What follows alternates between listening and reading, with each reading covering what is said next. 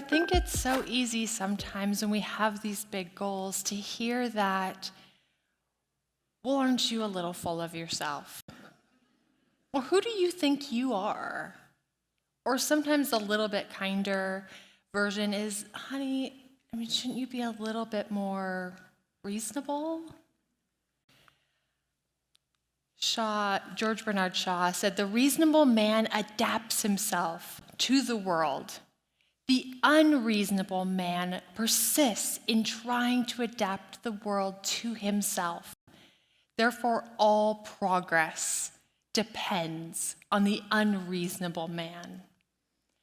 And maybe that's why some of you are here. You have these dreams, these seemingly unreasonable dreams of financial independence and maybe traveling or working remotely or doing something you actually care about that don't actually fit into the current construct of our culture. The norm, the reasonable thing, is 60-hour work weeks. It's unused vacation time. It's tons of debt. It's living paycheck to paycheck. And then just binging on social media or food or TV to cope with it all. So this is little Jillian. This is me when I was 5. This is 5-year-old Jillian here. So in this moment, I am in my great-grandmother's house. My parents had separated and weren't able to take care of me, so I was living with my great-grandmother, and things weren't looking extremely promising. I know I'm adorable, but other than that, we had lived most of my life. I lived under the poverty line growing up, and I had a lot of anxiety, and I was so painfully shy that a lot of the kids at school thought I was a mute. It was believable because I never talked. And I'm dyslexic. I don't know if you know a lot about first grade, but it's a lot of numbers and letters, and I couldn't figure out how to put those in the right order. So I really didn't have anyone in my life encouraging me for big goals, but definitely not unreasonable goals. There were no teachers or adults or people in my family who were dream really big, because it didn't seem super reasonable. But then this lady started showing up every day after school. Every day after school, I would come home and I'd grab a Pop-Tart and I'd sit at my kitchen table and I would watch Oprah, who I refer to in my own mind as Auntie Oprah. Because Auntie Oprah just kept showing up every day. She had this cool story of someone who had done something interesting. She had this amazing story of someone who had overcome. She knew this expert or this author. And bit by bit, I started to believe that there was hope. I started to believe that maybe I did have more agency than I thought I did. That if I could start to tiptoe outside of my comfort zone, maybe I could create a life that would be very different. And I think we all have, our comfort zone. For me, it wasn't productive. It wasn't helpful. It wasn't probably even healthy, but it was familiar. And I believe that all growth is going to happen outside of our comfort zone. And it's so easy to stay stuck because outside of our comfort zone is uncomfortable. But if we're going to make growth, that's where all progress is going to come from. So it took me 10 years. 10 years of Auntie Oprah showing up every day for me to start to have these unreasonable goals, for me to start to persist in trying to adapt the world to myself. instead of just accept the status quo. Mary Oliver asked us, tell me what it is you plan to do with your one wild and precious life. And when I had my very first date with my husband, I was 19 years old, and I had this clear vision of what I wanted in my life. Mary Oliver asked the question, and I knew I wanted to become financially independent. Growing up, I had seen really clearly that money could give you options. It could give you freedom and agency, and I desperately wanted more of those options. I also knew that I wanted to adopt kids. When I was maybe 17, I met the first person who had adopted kids from foster care. And I grew up in a really small town, so I don't think I had understood what that was. But he said, well, we just give kids kind of the second chance at a childhood and a family.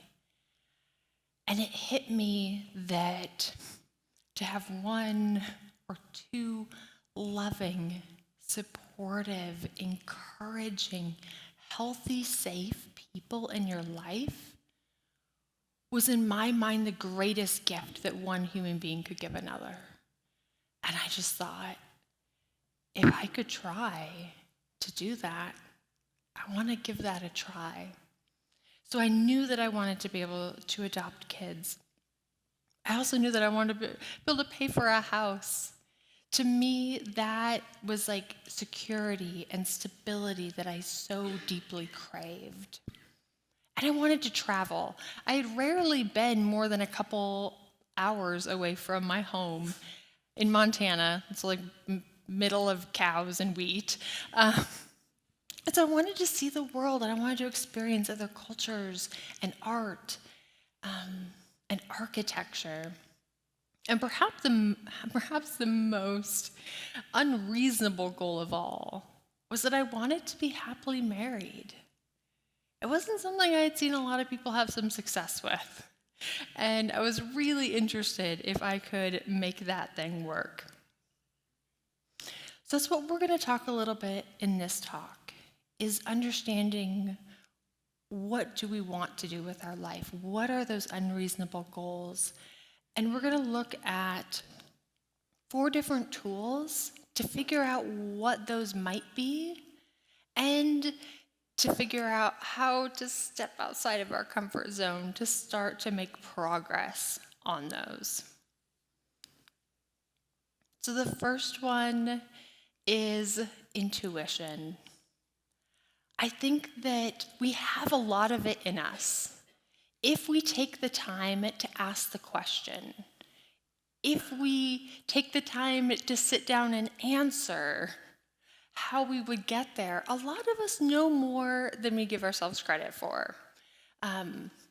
So if I ask someone, what is it you want to do this year? What are you working on? You say, I would love to lose like 10 pounds.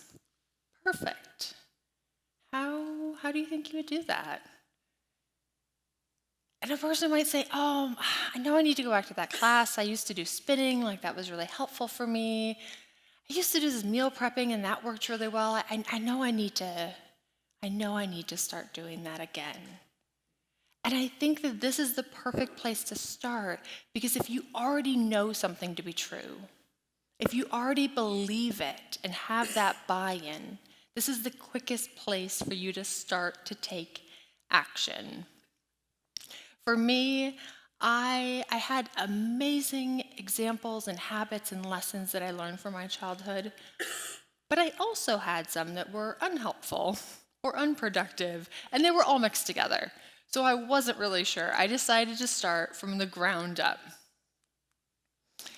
When I was 21, I met one of my best friends who's here, Danielle, and she said to me very quickly, like maybe the first year we were friends, she goes, Jillian, you read more self-help books than anyone I have ever met.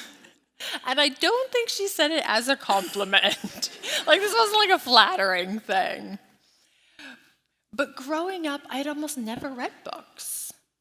I had absorbed this lesson and this mindset that reading was for lazy people who didn't want to do real work.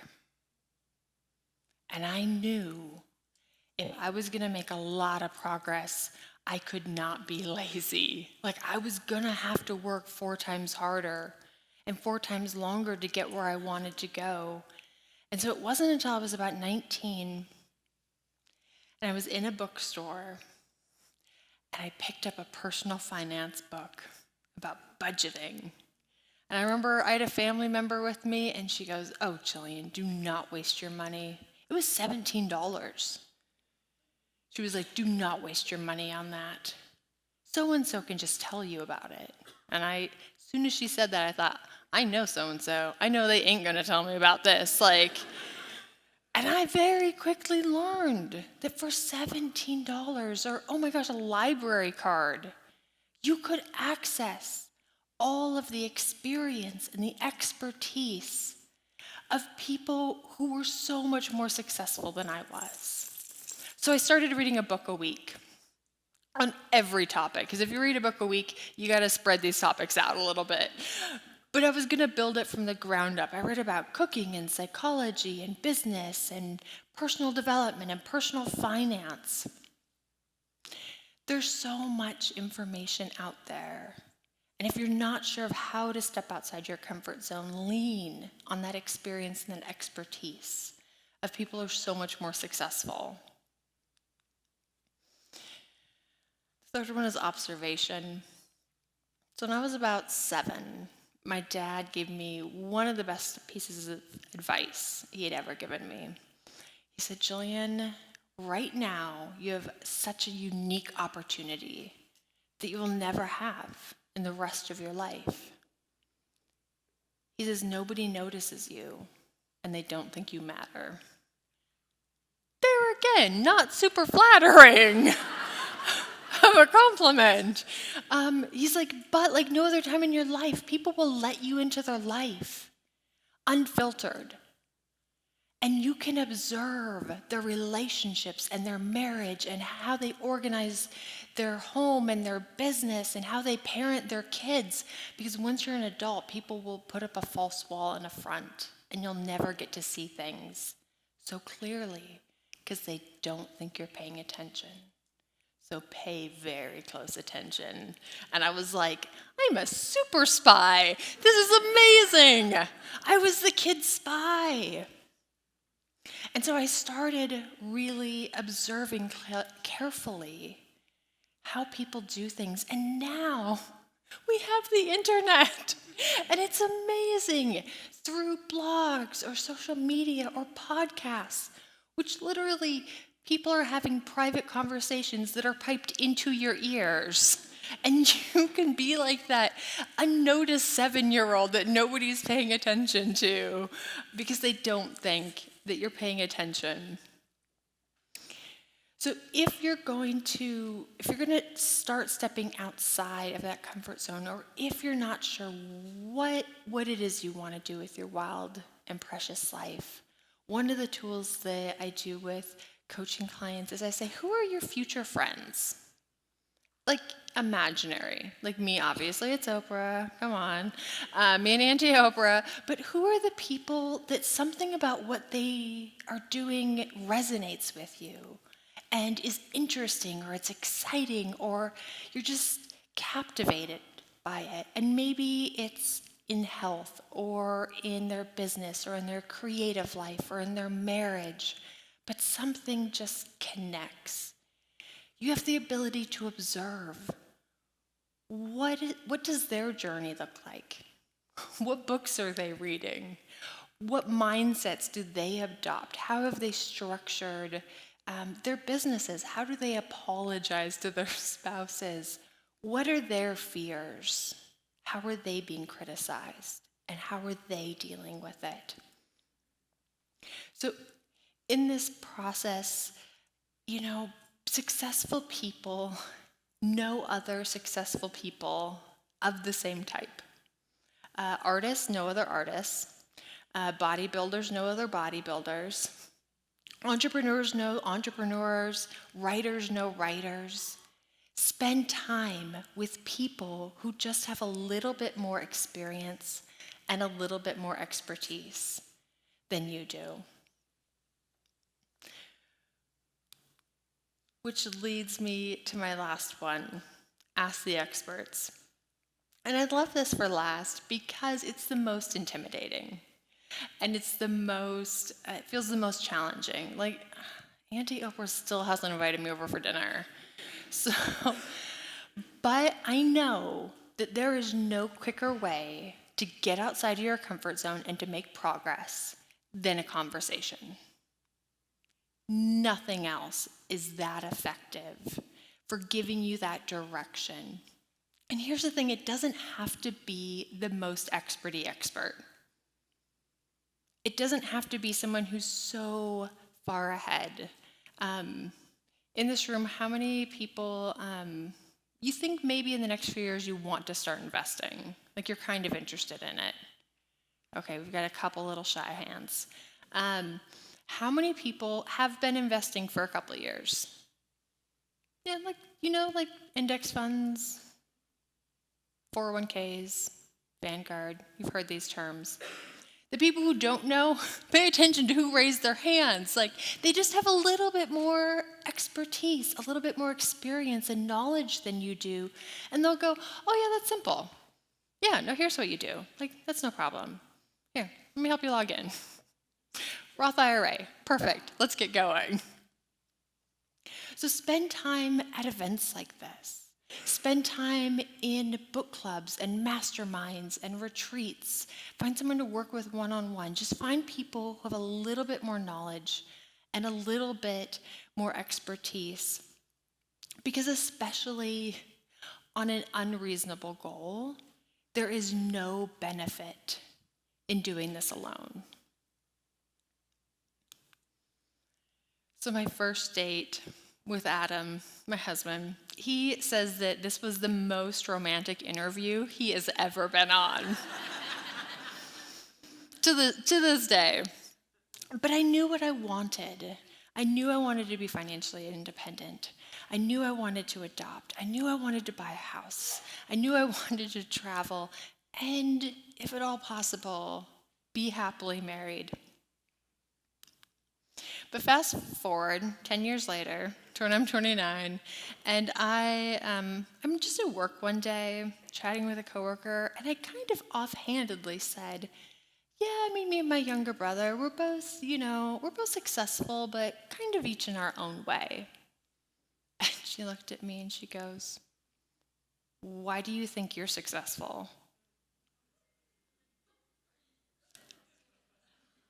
I get the confusion. Like, I didn't have an expensive house. I didn't wear designer clothes.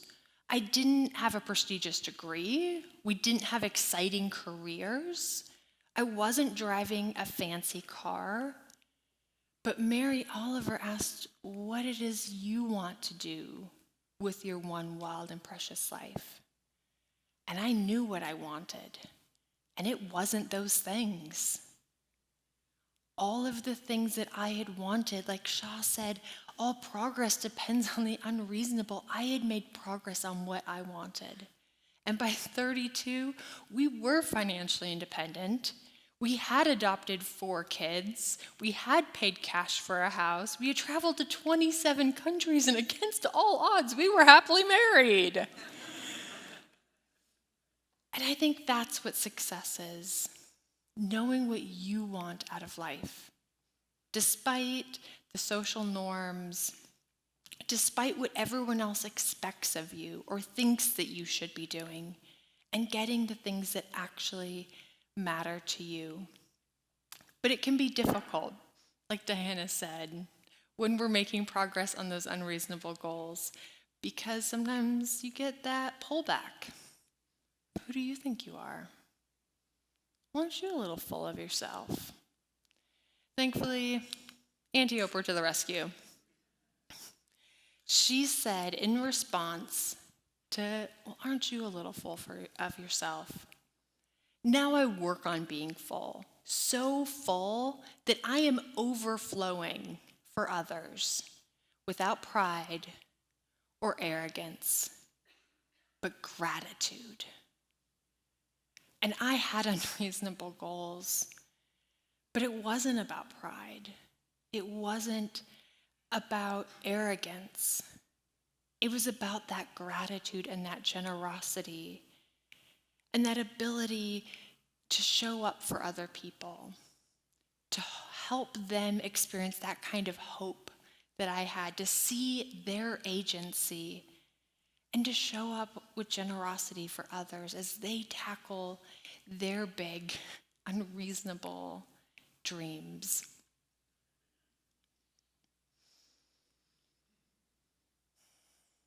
Oh, I love you, Oprah. So I hope, as you guys go out, God, I hope that you have unreasonable dreams. Like, I hope that you have to step outside of your comfort zone to achieve them. And I hope that once you accomplish that, it gives you the capacity to overflow for other people.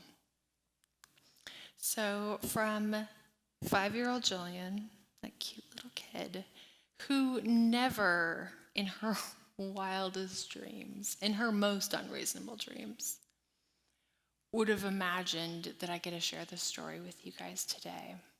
I want to thank you for being here. And to Diana, who has not only stepped outside of her comfort zone, but has lived outside of her comfort zone for months. I want to thank her as well. Thank you, guys.